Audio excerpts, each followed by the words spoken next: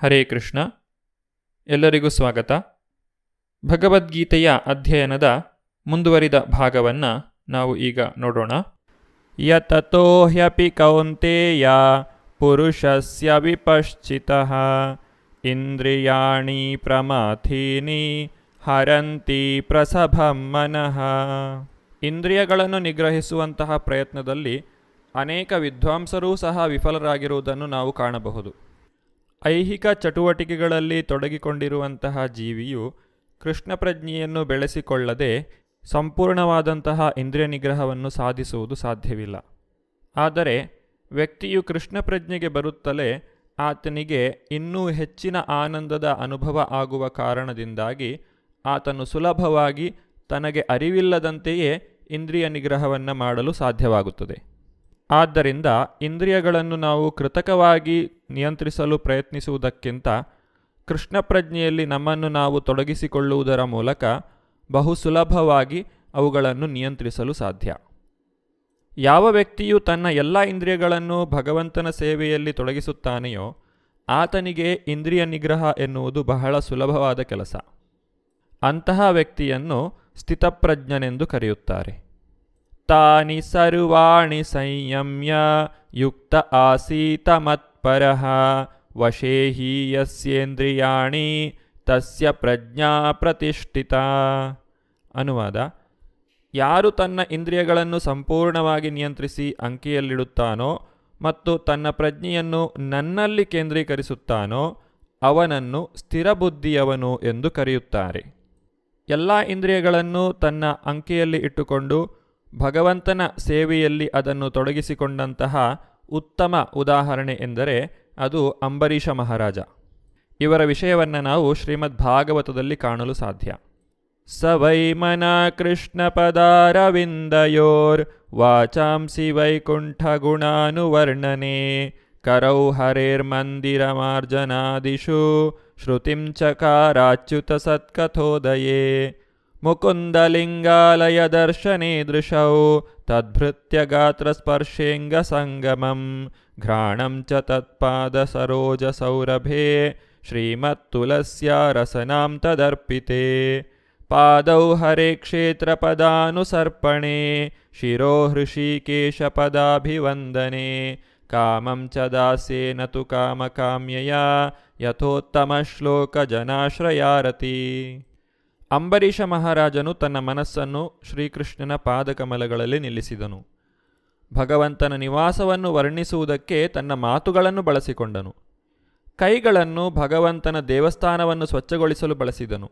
ಕಿವಿಗಳನ್ನು ಭಗವಂತನ ಲೀಲೆಗಳನ್ನು ಕೇಳಲು ಬಳಸಿದನು.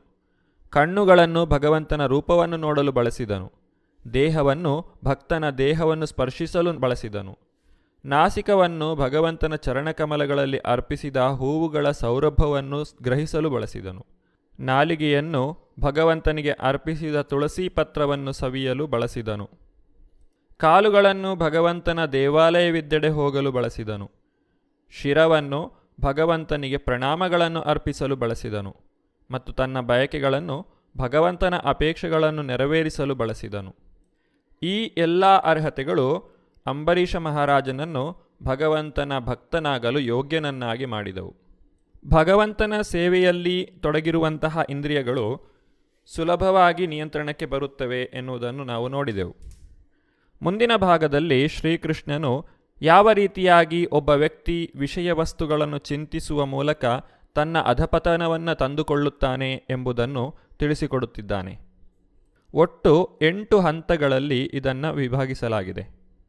ಧ್ಯಾಯತೋ ವಿಷಯಾನ್ ಪುಂಸಃ ಸಂಗಸ್ತೇಷೂಪಜಾಯತೆ ಸಂಗಾತ್ ಸಂಜಾಯತೆ ಕಾಮ ಕಾಮಾತ್ ಕ್ರೋಧೋಭಿಜಾಯತೆ ಕ್ರೋಧಾತ್ ಭವತಿ ಸಮ್ಮೋಹ ಸಮ್ಮೋಹಾತ್ ಸ್ಮೃತಿವಿಭ್ರಮ ಸ್ಮೃತಿಭ್ರಂಶಾತ್ ಬುದ್ಧಿನಾಶೋ ಬುದ್ಧಿನಾಶಾತ್ ಪ್ರಣಶ್ಯತಿ. ಇಂದ್ರಿಯ ವಸ್ತುಗಳನ್ನು ಕುರಿತು ಚಿಂತಿಸುವ ಮನುಷ್ಯನಿಗೆ ಅವುಗಳಲ್ಲಿ ಆಸಕ್ತಿ ಹುಟ್ಟುತ್ತದೆ. ಇಂತಹ ಆಸಕ್ತಿಯಿಂದ ಕಾಮವು ಹುಟ್ಟುತ್ತದೆ. ಕಾಮದಿಂದ ಕ್ರೋಧವು ಉದ್ಭವವಾಗುತ್ತದೆ. ಕ್ರೋಧದಿಂದ ಸಮ್ಮೋಹವು ಉಂಟಾಗುತ್ತದೆ. ಸಮ್ಮೋಹದಿಂದ ಸ್ಮೃತಿಯು ಭ್ರಮೆಯುಂಟಾಗುತ್ತದೆ. ಸ್ಮೃತಿಭ್ರಮೆಯಿಂದ ಬುದ್ಧಿನಾಶವಾಗುತ್ತದೆ.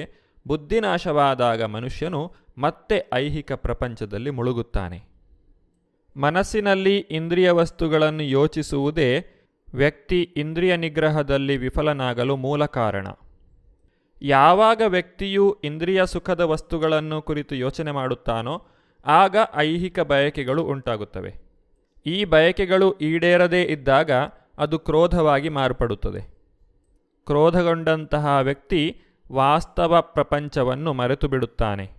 ಈ ರೀತಿ ಸ್ಮೃತಿಭ್ರಮೆಯಾದಾಗ ವ್ಯಕ್ತಿಯು ತನ್ನ ಬುದ್ಧಿಶಕ್ತಿಯನ್ನು ಕಳೆದುಕೊಳ್ಳುತ್ತಾನೆ. ಬುದ್ಧಿನಾಶದಿಂದಾಗಿ ವ್ಯಕ್ತಿಯು ಸರಿತಪ್ಪುಗಳ ನಡುವಿನ ವ್ಯತ್ಯಾಸವನ್ನು ತಿಳಿಯಲಾಗದೆ ಅಧಪತನಕ್ಕೆ ಬೀಳುತ್ತಾನೆ. ಕೃತಕವಾಗಿ ಪ್ರಾಪಂಚಿಕ ವಸ್ತುಗಳನ್ನು ದೂರವಿಡುವಂತಹ ವ್ಯಕ್ತಿಯು ಈ ರೀತಿಯಾಗಿ ವಿಫಲನಾಗುತ್ತಾನೆ. ಇದಕ್ಕೆ ಪ್ರತಿಯಾಗಿ ಕೃಷ್ಣ ಪ್ರಜ್ಞೆಯಲ್ಲಿರುವಂತಹ ವ್ಯಕ್ತಿಯು ಪ್ರತಿಯೊಂದು ವಸ್ತುವನ್ನು ಭಗವಂತನ ಸೇವೆಯಲ್ಲಿ ಬಳಸುವುದರಿಂದ ಆತನು ಐಹಿಕ ಪ್ರಜ್ಞೆಗೆ ಬಲಿಯಾಗುವುದಿಲ್ಲ.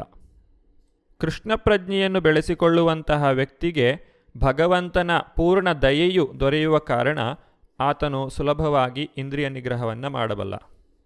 ರಾಗದ್ವೇಷ ವಿಮುಕ್ತೈಸ್ತು ವಿಷಯಾನಿಂದ್ರಿಯೈಶ್ಚರನ್ ಆತ್ಮವಶ್ಯೈರ್ವಿಧೇಯಾತ್ಮ ಪ್ರಸಾದಂ ಅಧಿಗಚ್ಚತಿ.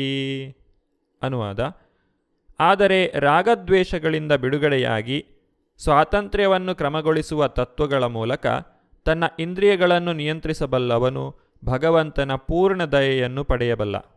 ಯಾರಿಗೆ ಭಗವಂತನ ಅನುಗ್ರಹವಾಗುತ್ತದೋ ಅವರಿಗೆ ಅಸಾಧ್ಯವಾದದ್ದು ಯಾವುದೂ ಇಲ್ಲ. ಭಗವಂತನನ್ನು ಹೃಷಿಕೇಶ ಎಂದು ಕರೆಯುತ್ತೇವೆ. ಎಂದರೆ ಆತನು ನಮ್ಮ ಎಲ್ಲರ ಇಂದ್ರಿಯಗಳ ಒಡೆಯ. ಈ ಹೃಷಿಕೇಶನ ಸೇವೆಯನ್ನು ಮಾಡುವುದರಿಂದ ನಮ್ಮ ಎಲ್ಲ ಹೃಷಿಕವನ್ನು ಸುಲಭವಾಗಿ ನಾವು ನಿಯಂತ್ರಿಸಬಹುದು. ಇದು ಇಂದ್ರಿಯವನ್ನು ನಿಗ್ರಹಿಸುವಂತಹ ಸುಲಭವಾದ ಮಾರ್ಗವಾಗಿದೆ.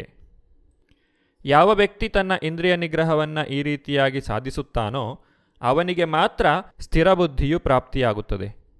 ಪ್ರಸಾದೇ ಸರ್ವ ದುಃಖಾನಾಂ ಹಾನಿರಸ್ಯೋಪಜಾಯತೆ ಪ್ರಸನ್ನಚೇತಸೋ ಹ್ಯಾಶು ಬುದ್ಧಿ ಪರ್ಯವತಿಷ್ಠತೆ. ಅನುವಾದ: ಈ ರೀತಿಯಾಗಿ ಕೃಷ್ಣ ಪ್ರಜ್ಞೆಯಲ್ಲಿ ತೃಪ್ತಿ ಹೊಂದಿದಂತಹ ವ್ಯಕ್ತಿಗೆ ಐಹಿಕ ಬದುಕಿನ 3 ಕ್ಲೇಶಗಳು ಇರುವುದಿಲ್ಲ. ಇಂತಹ ತೃಪ್ತಿಯನ್ನು ಕಂಡ ಪ್ರಜ್ಞೆಯಲ್ಲಿ ಮನುಷ್ಯನ ಬುದ್ಧಿಯು ಸ್ಥಿರವಾಗುವುದು.